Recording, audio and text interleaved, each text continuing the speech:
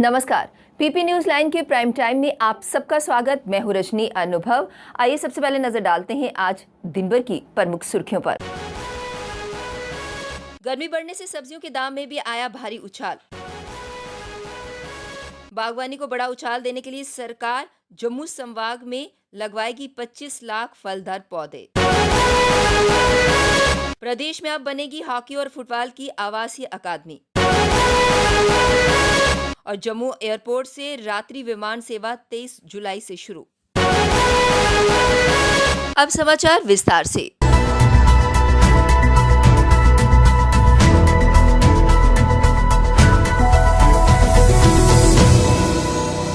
श्रीनगर के आलमदार इलाके में सुरक्षा बलों और आतंकियों के बीच आज शुक्रवार तड़के शुरू हुई मुठभेड़ में लश्कर-ए-तैयबा के 2 आतंकी मार गिराए गए। हालांकि सुरक्षा बलों ने मारे गए आतंकियों के शवों को अपने कब्जे में ले लिया। मुठभेड़ स्थल से हथियार भी बरामद हुए हैं। सुरक्षा बलों ने आतंकवादियों पर फायरिंग शुरू करने से पहले उन्हें आत्मसमर्पण करने का मौका भी दिया, परंतु उन्होंने हथियार डालने से इनकार कर दिया। आईजीपी कश्मीर विजय कुमार ने श्रीनगर मुठभेड़ में 2 आतंकियों के मारे जाने के बाद ऑपरेशन के समाप्त होने की जानकारी अपनी ट्विटर हैंडल पर देते हुए बताया कि आज की इस कार्रवाई के साथ पुलिस ने सुरक्षा बलों के साथ मिलकर इस साल अब तक घाटी में 78 आतंकवादियों को मार गिराया है। इन मुठभेड़ों में अधिकांश मारे जाने वाले आतंकी लश्कर-ए-तैयबा से संबंधित है, यानी 78 में से करीब 39 आतंकी लश्कर के, जबकि अन्य हिजबुल मुजाहिदीन, अल बद्र, जैश-ए-मोहम्मद और AUGH के थे। उन्होंने पुलिस व सुरक्षा बलों के जवानों को सफल ऑपरेशन के लिए बधाई भी दी। उपराज्यपाल मनोज सिन्हा ने वीरवार शाम को राजकीय मेडिकल कॉलेज के नए इमरजेंसी ब्लॉक का उद्घाटन किया। 100 बिस्तरों की क्षमता रखने वाले इस ब्लॉक के खुलने से मरीजों को राहत मिली है। वहीं उपराज्यपाल ने गंग्याल में भी 50 बिस्तरों की क्षमता वाले राजीव गांधी अस्पताल का उद्घाटन किया। उपराज्यपाल शाम को करीब 5 बजे GMC पहुंचे और उन्होंने इमरजेंसी ब्लॉक का उद्घाटन किया। उनके साथ सांसद जुगल किशोर, सलाहकार RR भटनागर, मुख्य सचिव अरुण मेहता, अतिरिक्त मुख्य सचिव स्वास्थ्य एवं चिकित्सा शिक्षा विभाग अटल डल्लू सहित कई अधिकारी मौजूद थे। उन्होंने कहा कि इससे स्वास्थ्य सेवाएं और बेहतर होंगी। GMC के इस नए इमरजेंसी ब्लॉक का निर्माण 4 साल पहले 2017 में मेडिकल काउंसिल ऑफ इंडिया के निर्देशों के बाद शुरू हुआ था। इस ब्लॉक को शुरू करने का लक्ष्य 2019 रखा गया था, जबकि काम पूरा न होने के कारण लगातार इसके उद्घाटन को लेकर देरी होती रही। आतंकी राजनीतिक गठजोड़ को मजबूत बनाने और आतंकियों की विभिन्न प्रकार की मदद करने के आरोपित पीपल्स डेमोक्रेटिक पार्टी की युवा इकाई के अध्यक्ष वहीदुर रहमान परा की जमानत याचिका वीरवार को एक बार फिर खारिज हो गई। बीते 5 माह में दूसरी बार उनकी जमानत रद्द कर दी गई है। अलबत्ता अदालत ने उनके खिलाफ दायर आरोप पत्र पर शुक्रवार को सुनवाई का फैसला किया है। वहीदुर पारा PDP अध्यक्ष और पूर्व मुख्यमंत्री महबूबा मुफ्ती के करीबी माने जाते हैं। वहीद पारा को बीते साल 25 नवंबर को राष्ट्रीय जांच एजेंसी NIA ने गिरफ्तार किया था। परा की गिरफ्तारी हिजब आतंकी नवीद मुश्ताक बाबू और पुलिस विभाग से बेदखल हो चुके आतंकियों के मददगार पूर्व DSP देवेंद्र सिंह से पूछताछ के दौरान मिले सुरागों के आधार पर हुई थी। NIA की अदालत से इसी साल 9 जनवरी को परा जमानत पर छूटा था, लेकिन जम्मू कश्मीर पुलिस के काउंटर इंटेलिजेंस विंग ने एक अन्य मामले में उसे दोबारा गिरफ्तार कर लिया। उसके बाद से वह जेल में ही है। जम्मू कश्मीर की बांदीपुरा पुलिस 14 RR और 3 BN CRPF ने लश्कर संगठन के 3 आतंकियों के सहयोगियों को गिरफ्तार किया, जिनसे उन्हें गोला बारूद, नकली सिम कार्ड, नकली दस्तावेज और अन्य आपत्तिजनक सामग्री के साथ एक पिस्तौल बरामद की गई।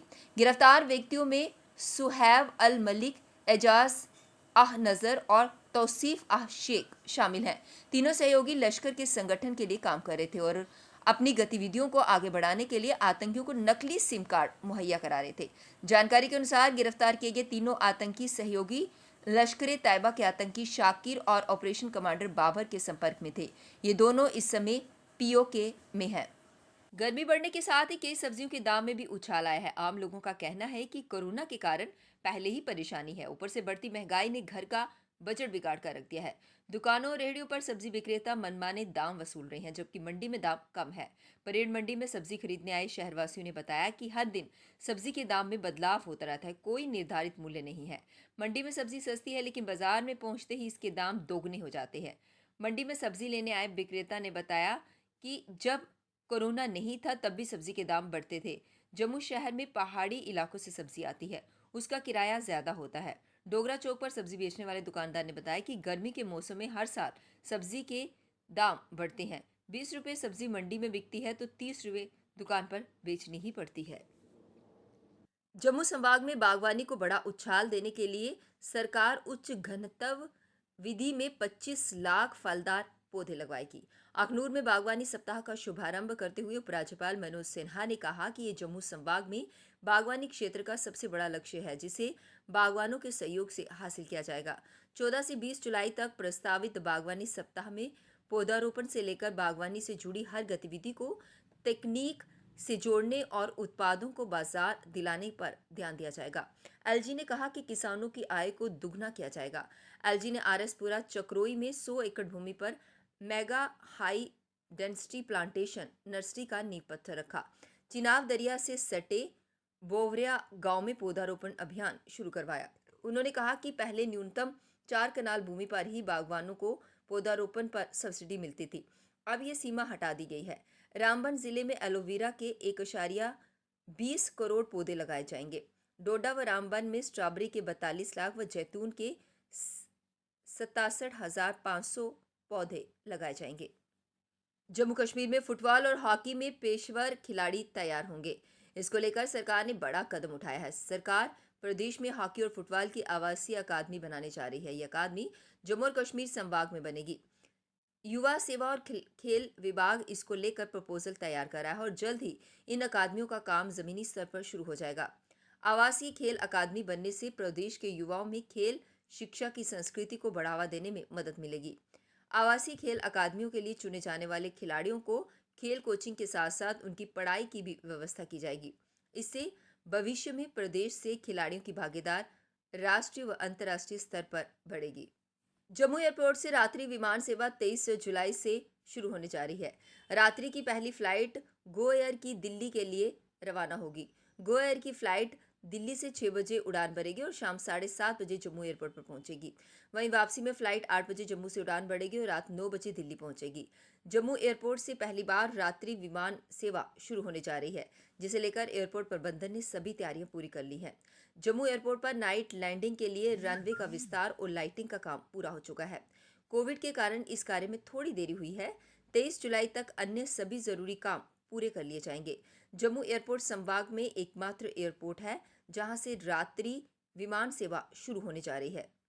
अखनूर पुंछ नेशनल हाईवे पर 144 ए पर सुंदरवनी के पास 3 किलोमीटर लंबी सामरिक महत्व की टनल बनाई जाएगी।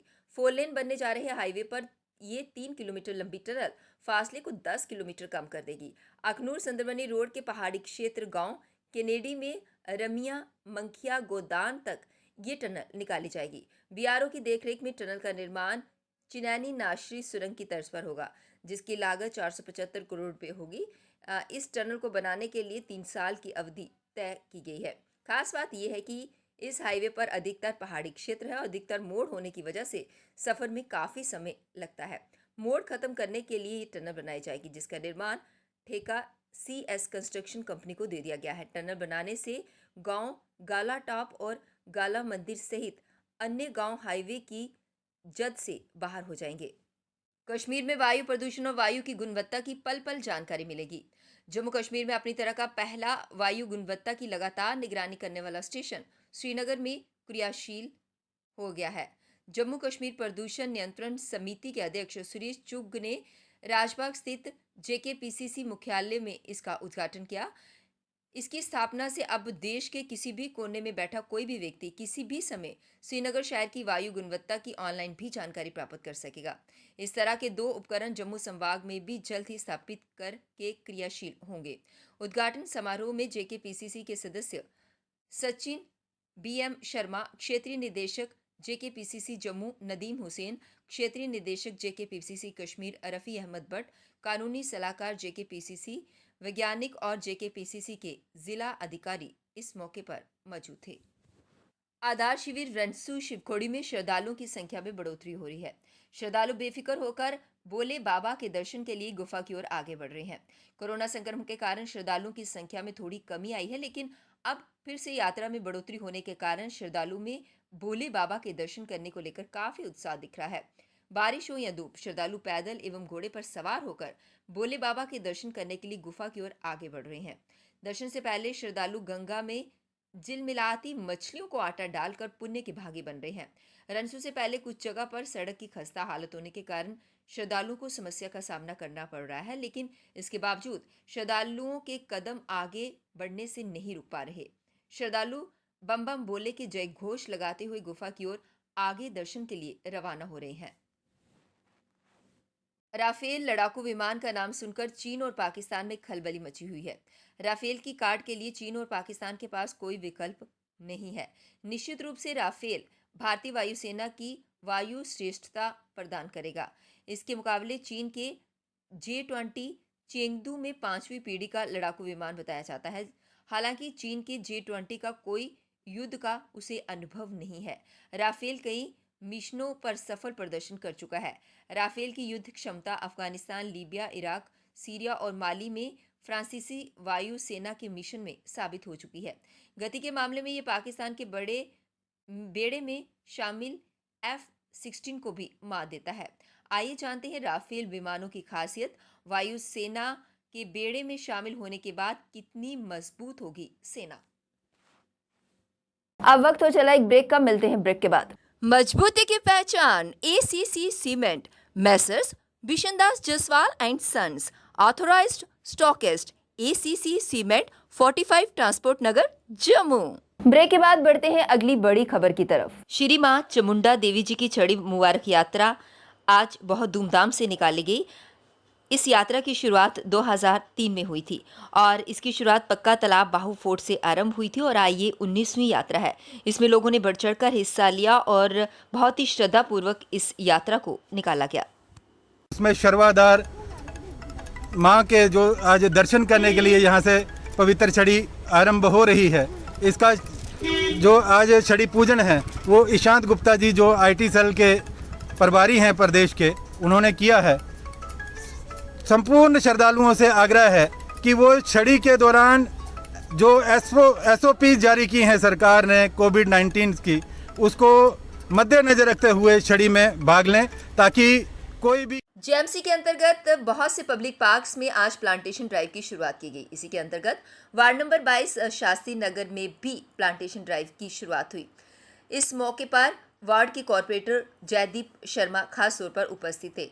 इनके अलावा एक्स प्रेसिडेंट मोहल्ला श्री उप्पल जी, डॉक्टर शर्मा जी, अभिनंदन शर्मा जी, संजय अब्रोल जी, अमन मोदी जी व अन्य सीनियर मेंबर्स खास तौर पर उपस्थित थे।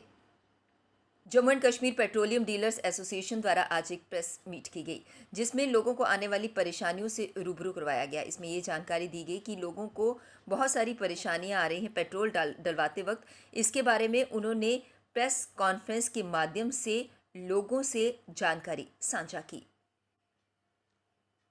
और रास्ते में गाड़ियां जो आपकी खराब हो सकती हैं और लोगों को परेशानियां आ सकती हैं। ये एथनॉल इन्होंने पूरे भारत में स्टार्ट किया है और यहाँ पे रेनी सीजन मौसम खराब होने के कारण अभी श्रीनगर में हमारे काफ़ी केसेस जो हैं ऐसे आए जिसमें लोगों की गाड़ियाँ खड़ी हुई, प्रॉब्लम आई। मैं तो यही कहूँगा कि सब लोग जो हैं अपने टैंकियों को चेक कर रखें, पानी उसमें नहीं हो। लेकिन पब्लिक का काम है कि एथनॉल वाला लेना है या नहीं लेना है, लेकिन कोई बोलता नहीं है। इसमें पब्लिक का नुकसान है या पब्लिक को प्रॉब्लम है, लेकिन लोग नहीं देख रहे। तो इसमें यही हमारा कहना मेन था कि एथनॉल वाला पेट्रोल जम्मू व कश्मीर में आ गया है, इसकी अवेयरनेस लोगों को होनी चाहिए। नहीं होगा POJ के रिफ्यूजीज द्वारा आज विरोध प्रदर्शन किया गया। उनका कहना यह था कि डिलिमिटेशन कमीशन जब यहां आया था उन्होंने इन लोगों की सुध तक नहीं ली। 24 सीटों में इनका कहना था कि 12 सीट इनके लिए होनी चाहिए, लेकिन ऐसा नहीं हुआ। और दूसरा उन्होंने कहा कि 5.5 लाख रुपया इन लोगों को मिल चुका है, लेकिन अभी भी बहुत सारे ऐसे लोग हैं जिन्हें 5.5 लाख रुपया नहीं मिला। उसके अलावा उनको दूसरी किश्त में 24.5 लाख रुपया देना था, लेकिन अभी लोगों को 5.5 नहीं मिल पाया, तो दूसरी किश्त में 24.5 लाख कब मिलेगा। इसके लिए उन्होंने गुहार लगाई है कि जल्द से जल्द उनकी मांग को पूरा किया जाए। अभी तक लोगों को 70-80% लोगों को बनता है, अभी 20-30 लोग जो हैं वो खज्जल हो रहे हैं। फाइलें तहसीलों में घूम रही हैं, ऊपर ही नहीं जा रही हैं, तो कब इनको पैसे मिलेंगे। 5.5 नहीं मिला, 24.5 लाख रुपया हमारा दूसरी किस्त में पेंडिंग है। हम चाहते हैं कि एक ही किस्त में पार्लियामेंट्री रिपोर्ट के मुताबिक 24.5 लाख रुपया लोगों को एक ही किस्त में दिया जाए। हमारा अपना बोर्ड बने, टेक्निकल एजुकेशन जो है वहाँ हमारे लिए रिजर्वेशन हो, हमारा बोर्ड ही बनाएं जब तक हमें ये सीटें नहीं मिलती, ताकि हम अपनी देखभाल खुद कर सकें। पीपी न्यूज़ लाइन के प्राइम टाइम के आज के इस अंक में बस इतना ही। मुझे और मेरी पूरी टीम को दीजिए इजाजत और आप जुड़े रहिए पीपी न्यूज़ लाइन के साथ। नमस्कार। जम्मू में आई टेस्टिंग की साइंटिफिक और मॉडर्न टेक्नोलॉजी के लिए हमेशा याद रखें जेम ऑप्टिशियंस, जहां पर रखा जाता है आपकी हर जरूरत का ख्याल। Gem opticians with the facility of eye exercise, A scan, biometry, pachymetry और ऑटोमेटेड फील्ड एनालाइजर। और हाँ, हमारे यहाँ बढ़िया क्वालिटी के ब्रांडेड स्पेक्टिकल्स, सनग्लासेस और कॉन्टेक्ट लेंसेज मिलते हैं। आपका भरोसेमंद एक ही नाम, gem opticians, Gandhinagar. Gem opticians, Nai Basti. Gem opticians, Amphalla. Gem opticians, Trikuta नगर।